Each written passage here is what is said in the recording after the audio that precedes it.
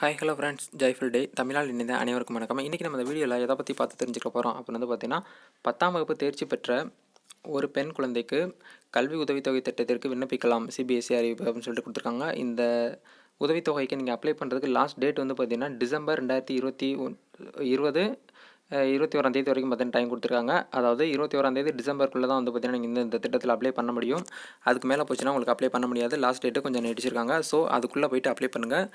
அதில் வந்து என்ன சொல்லியிருக்காங்க அப்படின்னு வந்து பார்த்தீங்கன்னா, சிபிஎஸ்சி பள்ளி மற்றும் அதன் கட்டுப்பாட்டு கீழ் இயங்கும் பள்ளிகளில் 10ஆம் வகுப்பு முடித்த ஒற்றை பெண் குழந்தைக்கான கல்வி உதவித்தொகை திட்டத்தை சிபிஎஸ்சி அறிவித்துள்ளது.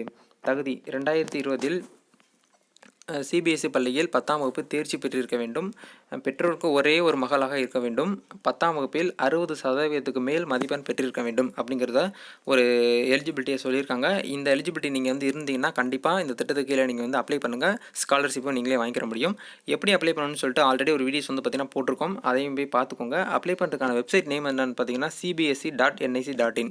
இந்த வெப்சைட்டில் போய்ட்டு நீங்களே டேரெக்டாக அப்ளை பண்ணிக்கலாம். உங்களுடைய மொபைல் மூலியமாகவே நீங்கள் அப்ளை பண்ணிக்கலாம். விண்ணப்பிக்க லாஸ்ட் டேட் வந்து பார்த்தீங்கன்னா 21/12/2020 சொல்லியிருக்காங்க. ஸோ இன்னும் கொஞ்ச நாள் தான் டைம் இருக்குது.